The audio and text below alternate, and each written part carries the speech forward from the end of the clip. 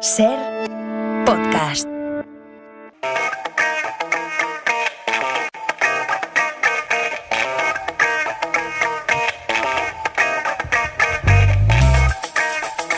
...25 para llegar a las 5:04 en Canarias. Abrimos ya el juzgado de guardia esta semana. Hemos despertado a Félix Martín, fiscal. Félix, ¿qué tal? Buenos días. Hola, buenos días, Roberto, ¿cómo estás? Muy bien, encantado de saludarte como cada semana. Félix Martín, que es jefe de formación de la carrera fiscal. Antes medio bromeaba, pero solo medio, con los oyentes, cuando les anunciaba que hoy tenemos cita contigo, cuarto capítulo ya de esto que hemos llamado el caso Macondo 22, porque ahí es donde ficticiamente hemos situado, haciendo todos los paralelismos posibles, por una parte con la literatura y por otra parte con un caso real que nos está sirviendo para estas clases de criminología. Decía que hoy, más que una propuesta de guión, aquí tengo un sumario. Sí. Además, sabes, Roberto, que me he acordado mucho de ti, de los oyentes, por la muerte de nuestra Jessica Fletcher, Ángela Lansbury. ¿Se ha escrito un crimen? Sí. Esto, ¿verdad? Que somos un poco herederos, ¿no?, de ella. Totalmente, hombre, hay una vinculación y nos acordamos, todos la teníamos ahí en la memoria, y justo cuando conocimos ayer la noticia. Bueno, a ver cómo está escrito este crimen. Hace un ratito había intervenido en los nuestros, en los de El Juego de los Detectives, una ilustre ya detective oyente de Santiago, Lourdes, que decía, me quedo porque es interesantísimo después lo que cuenta el fiscal, y recordaba, para su goce y disfruto, el teatrillo este que hicimos, que me obligaste a hacer la semana pasada. Bueno, que lo hiciste muy bien, además lo hiciste muy bien. Bueno, hoy voy a cruzar los dedos, pero no puedo prometer nada. Vamos a ver, hacemos un repaso. Caso Macondo 22. Asunto, 27 de septiembre de 2020, Miguel, un vecino de la calle Macondo, número 22 de Barcelona, llama a las 11:09 porque dice haber escuchado ruido de una pelea de varios hombres en el cuarto C. A los pocos minutos escucha bajar corriendo a un hombre, abre la puerta y ve a ese hombre, lo ve de espaldas y cómo deja un reguero de sangre por las escaleras del edificio. A las 11:24 llama a emergencias Lope, el famoso Lope. Manifiesta que está herido por arma blanca en la espalda y en las manos, que hace una media hora que estaba junto a su amigo Quevedo en el interior de la vivienda Sita, en esa calle Macondo, número 22, que es domicilio de una tercera persona, de Góngora. Quevedo y él esa mañana habían decidido ir a visitar a Góngora, y una vez en la casa, Quevedo y Góngora se han empezado a pelear. Al poco, cada uno de ellos ha sacado un cuchillo, ha intentado acuchillar al otro, y él, Lope, dice que se ha intentado poner en medio para intentar apaciguar la pelea, y como consecuencia de eso ha recibido cortes involuntarios por parte de los dos, en la mano y en la espalda, y que por eso ha decidido huir del piso. Se pone a llorar y dice que teme todo lo que le haya podido pasar a Quevedo y Góngora, lo que haya podido pasar entre ellos. Bueno, con esta información decide desplazarse una patrulla de los Mossos d'Esquadra al cuarto C del número 22 de la calle Macondo, y al llegar a la puerta ven que está entreabierta y en el pasillo hay un hombre desplomado en el suelo. Toman sus constantes vitales, que no tiene, observan que está muerto. Al fondo yace el cuerpo de un segundo hombre, entran con mucho cuidado de no tocar nada, y comprueban que también está muerto, tampoco vive. Por eso deciden preservar la zona del crimen, llamar a los compañeros de homicidios para que se hagan con el caso, que se hagan cargo del caso. Bueno, aquí desde luego empiezan todas las preguntas de la investigación, pero ya tenemos varias cosas de estos 3 capítulos. Señor fiscal, ¿es usted tan amable de recordarnos qué sabemos hasta el momento? Venga, vamos a ir repasando porque efectivamente, Roberto, vamos avanzando capítulo a capítulo. Repasemos, ¿vale? Repasemos juntos. No tenemos testigos de los hechos, si recuerdas. Sí.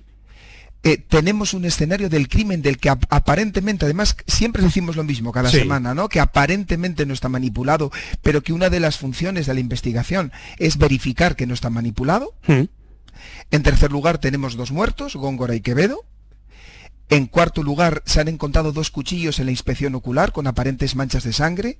Además, se han encontrado manchas de sangre en la ropa de las víctimas, en el suelo, en las paredes y las pisadas formadas por los restos de esa sangre. La policía, esto lo vimos la semana pasada, procedió a detener a Lope, y la policía le ha atribuido directamente la muerte de al menos de Góngora, y por eso han redactado un atestado y han puesto a Lope a disposición judicial. Que es exactamente lo que vimos con este teatrillo incluido la semana pasada. ¿Nos recuerdas qué ocurrió allí en el juzgado? Vamos a repasar rápidamente. En el juzgado vimos cómo intervienen varios sujetos. Por un lado, el letrado de la Administración de Justicia, del que hablaremos con detalle un día, si me lo permite Roberto, que informó de sus derechos a Lope, asistido de su abogado, y esto hay que reforzarlo mucho y recordarlo. En segundo lugar, el juez de instrucción le informa a Lope también y a su abogado de los hechos que se le atribuyen y le dice que se considera que ha participado en la muerte de al menos de Góngora, y después el señor Lope, que tuviste la amabilidad de hacerlo tú la semana pasada, se sometió a un interrogatorio en el que decidió contestar a mis preguntas. En el capítulo anterior nos hablaste también del derecho de defensa del detenido, de lo que significaba y de, entre otras cosas, que tenía derecho a un abogado, a no declarar si no quería. ¿Qué sentido tiene que declare si lo que puede declarar, si lo que puede decir puede llegar a usarse en su contra? Esta pregunta considero que es súper interesante y además es probablemente la que pueden estar pensando, aparte de ti, Roberto, la mayoría de los oyentes. Y para mí como fiscal es muy importante decir que justamente la declaración del detenido es la más clara manifestación del derecho a la defensa por dos motivos, que es muy importante subrayar ahora. En primer lugar, simboliza que el proceso penal no puede avanzar, no puede dar un paso más sin escuchar en este momento al investigado y darle la opción de dar su versión. Y segunda consecuencia es muy importante, claro, ya no va a ser solo darle la opción de dar su versión, sino además el proceso penal va a contar a partir de ahora necesariamente con la intervención del investigado y de su abogado, en igualdad de armas que el fiscal. ¿Eso qué quiere decir? Que se le tiene que dar traslado de todo, que tiene que participar la defensa en todas las declaraciones de los testigos, que la defensa puede pedir diligencias de investigación a la par que el Ministerio Fiscal. Es decir, en conclusión, declarar que declare el detenido no es una opción que el detenido tiene. ¿Quién es el que debe aconsejar a esa función? Es su letrado o letrada. ¿Con qué finalidad? Pues la de poder persuadir al juez y al fiscal de que los indicios que hasta este momento podemos considerar el juez y yo que son muy importantes, en el fondo nos traten de convencer o persuadir de que son irrelevantes. ¿Que es una opción arriesgada? Sí, el contestar o no. Pero es una opción que tiene que valorar la defensa. Abogado o abogada, ¿verdad? Ha dicho usted, señor fiscal, con la venia, si me permite, por alusiones. Esto es la magia de la radio, Félix. Así que, ¿qué te parece si incorporamos a esta charla a una abogada? Pilar Sardá, ¿qué tal? Buenos días. Hola, buenos días, noches. Buenas madrugadas, muy bien. Oye, muchísimas gracias por mantenerte despierta a esta hora para ayudarnos a esclarecer algunas dudas de esto tan interesante que nos está contando Félix aquí, porque, a ver, la pregunta básica.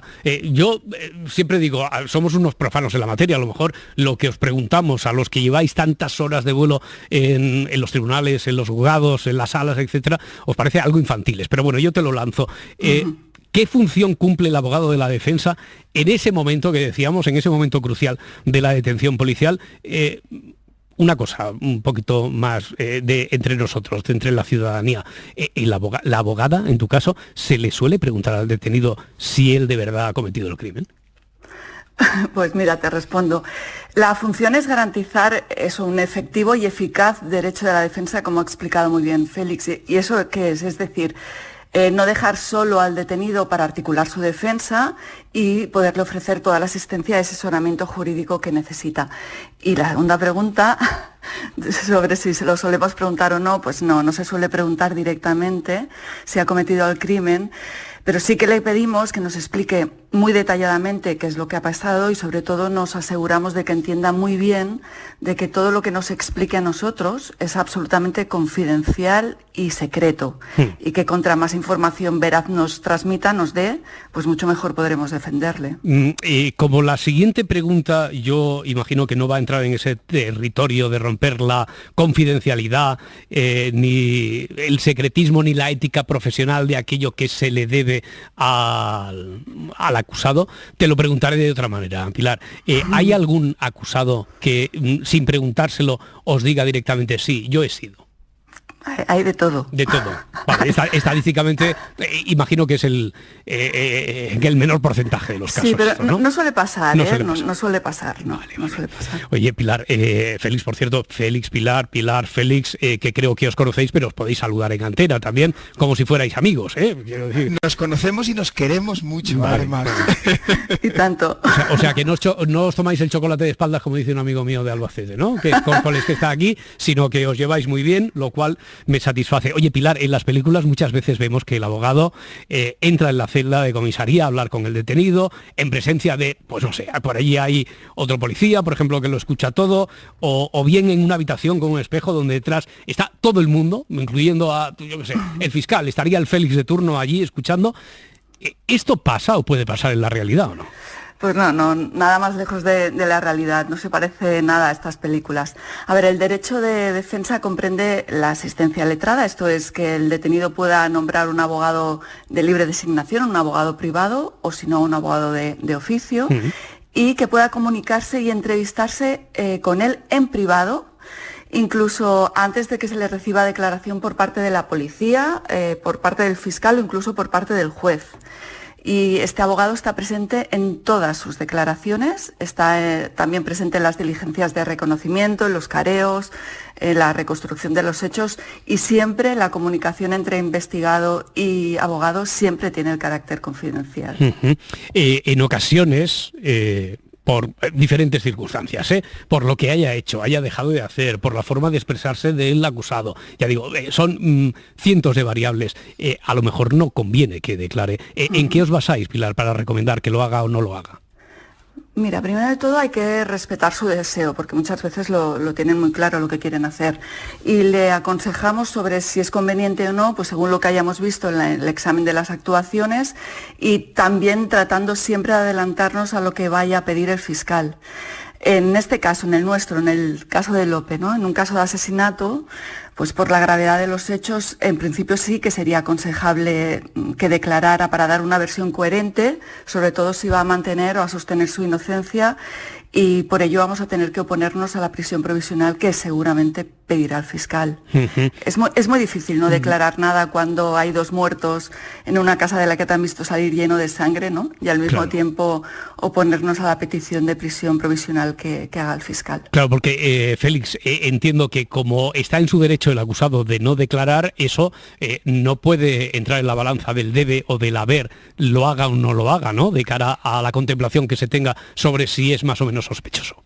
Efectivamente, o sea, nada puede ir en su contra, el hecho de que decida no declarar no puede ir en su contra, pero sí es verdad que si ante una cadena de indicios existentes, lo que nos encontramos al otro lado es el silencio, pues estarás conmigo, ¿no?, que eso refuerza la existencia de esos indicios. Y en el fondo, y Pilar lo ha explicado muy bien, en el fondo esto es como una partida de ajedrez, ¿no?, donde yo como fiscal me tengo que adelantar a lo que Pilar pretende hacer, y Pilar hace lo mismo con el fiscal, ¿no? También en esa partida de ajedrez se tiene que intentar adelantar a lo que cree que el fiscal va a hacer. Y por eso que yo creo, si te parece bien, Roberto, que aquí tú eres el jefe, ¿vale? Sí, claro, con un fiscal delante, en serio, el jefe, y con una abogada encima. A ver, abogada, yo si quiero no declaro tampoco aquí, ¿verdad? O sea, yo estoy en mi derecho. Aquí yo creo Félix que deberías. Vale. Yo creo que deberías. Pues venga, Félix, por favor, continúe, señor fiscal. Estás en manos de la mejor abogada del mundo, ya te lo digo. Eso lo sé, por experiencia.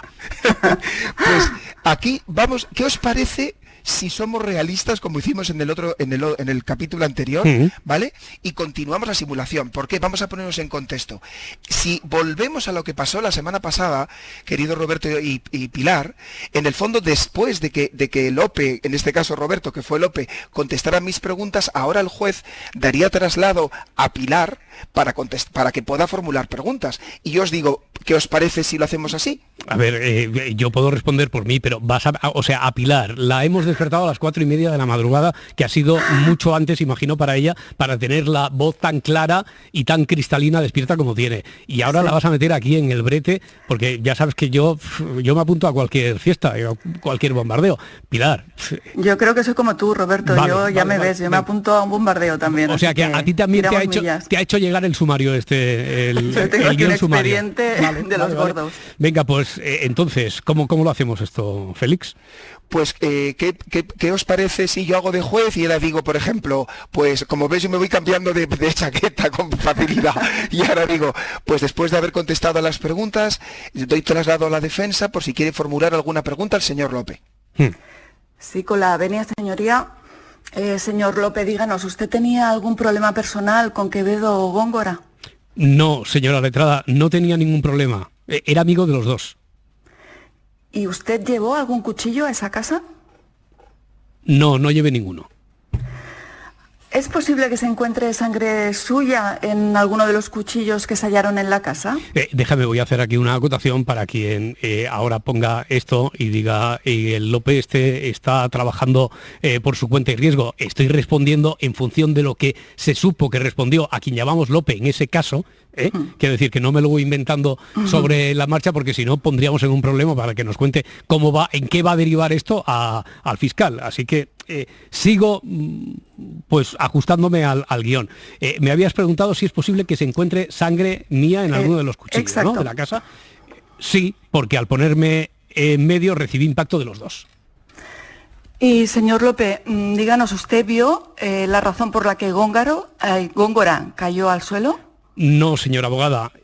Antes de eso, uno de ellos, creo que Quevedo, me empujó fuertemente para quitarme de en medio y caí de espaldas al suelo. Perdí unos instantes el conocimiento.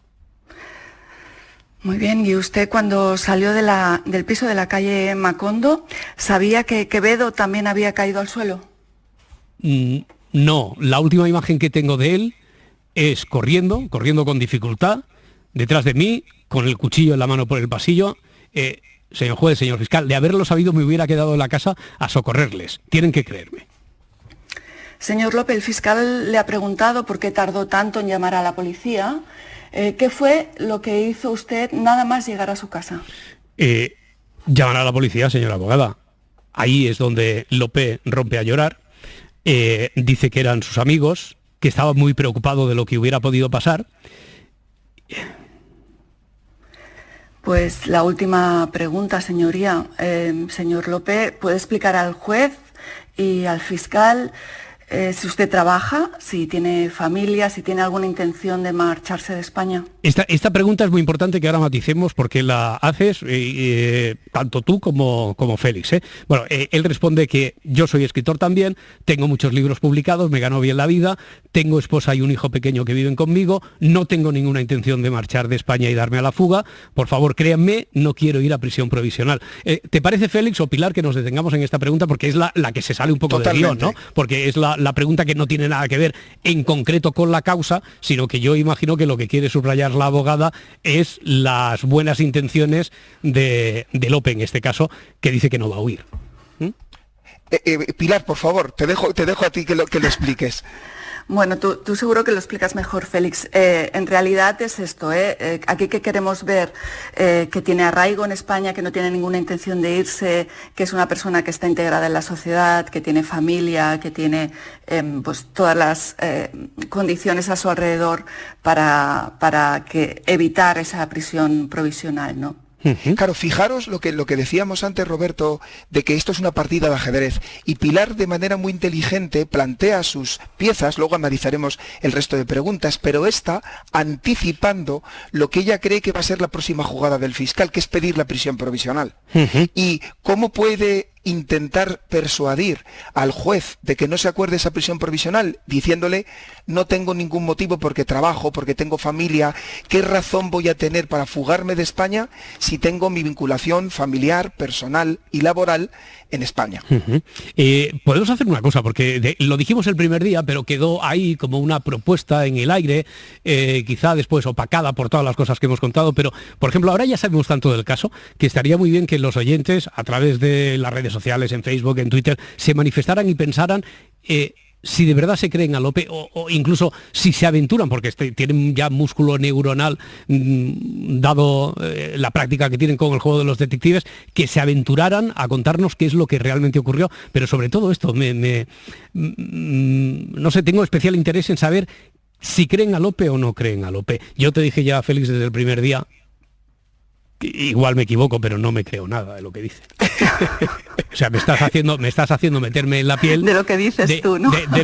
No me creo nada de lo que digo yo. Eso es, no me creo nada. No sé si me puedes hacer spoiler de momento, Félix, o no, pero yo no me creo nada.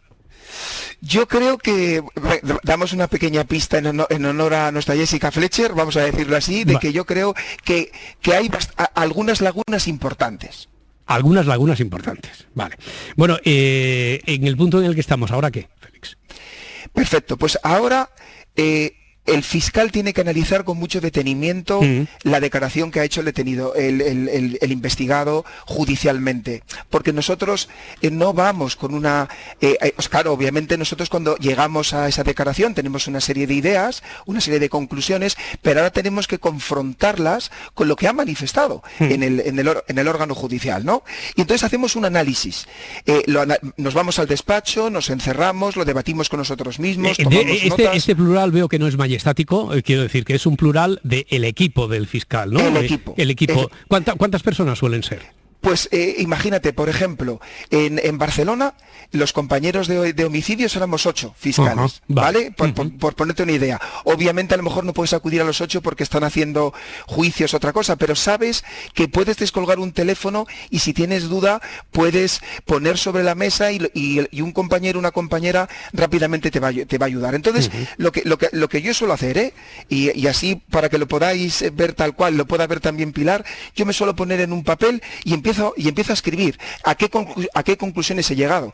Y si queréis, os puedo decir a qué conclusiones he llegado en el caso de la declaración de Lope a Pilar y a mí. Sí, por favor, porque a ver si eso nos da más pistas. Vale, pues vamos a llegar a varias conclusiones. Primero, reconoce estar en la calle Macondo 22. Por tanto, conclusión 1. Se sitúa, y si no estáis de acuerdo me decís, Vale. Se sitúa en el lugar del crimen.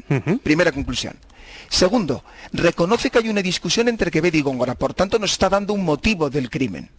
Tercero, identifica dónde se produce esa discusión, en el salón. Nos está diciendo el lugar donde se ha producido el crimen. Fijaros que todo esto lo podemos luego confrontar con las pruebas para ver si lo desmienten o no, o dicen que tiene razón. En cuarto lugar, identifica a un agresor inicial, que es Quevedo, y por tanto identifica a un agredido y a una víctima, que es Góngora, que solo actúa en defensa de la agresión de Quevedo. Cuarto, explica las propias heridas del señor Lope, no porque ataca, sino porque se pone en medio entre los dos. Por tanto, y esto es muy muy importante, se reconoce que Lope tiene un papel protagonista, pero pasivo. Cuando digo pasivo es sin trascendencia penal. Y por último, es que da una explicación que lo cuadra todo. ¿Qué es lo más difícil de este caso? ¿Cómo explicas que en una casa haya 3 personas, de ellas solo sobreviva una, y encima digas que el que sobrevive no tiene nada que ver con la muerte de los otros 2? Esto es lo más difícil, ¿no? Sí. Esto es el giro. ¿Y él cómo lo hace? Dice que se hieren de muerte entre ellos y casualmente en ese momento él está inconsciente por los golpes. Cuando despierta se ha producido una escena muy conveniente para él, ya que Góngora parece que está muerto y Quevedo herido, y es cuando Lope le reprocha su conducta a Quevedo, cuando éste le ataca y Lope huye, y así lo cuadra todo. Claro. Y luego da datos sobre su comportamiento posterior, que no llama a emergencias hasta que llega a casa, pero explica que es porque estaba en un estado de shock. Sí, a mí desde el primer día me pareció muy sospechoso eso de que se excusara antes de que nadie le señalara. Antes de que nadie le culpara. Después, tengo que hacerme bien la composición del lugar, porque claro, tú lo tienes muy en la cabeza, pero a mí me parece, no sé por qué, me parece que falta un arma, me parece que falta un cuchillo, igual es una... Ajá. Me parece. Y después estoy contigo, desde luego, en que parece que se ha fabricado una historia a medida para que se ajusten todas las piezas que son consecuencia de una historia que a lo mejor no tiene nada que ver con lo que él está contando. Pero como no vivimos solo de conjeturas y habrá que ir a las evidencias, te convoco para la próxima semana para seguir sobre este caso Macondo 22. Félix Martín. Será un placer. Pilar Sardá, abogada, letrada, muchísimas gracias. Muchísimas gracias a vosotros, ha sido un placer. A usted, Pilar Sardá, sí que le veo yo dotes de actriz, pero hasta aquí puedo leer. Pilar, Félix, muchísimas gracias. A vosotros, un abrazo. Adiós, muchas buenos gracias. Días. Adiós. Lord, we don't need another medal.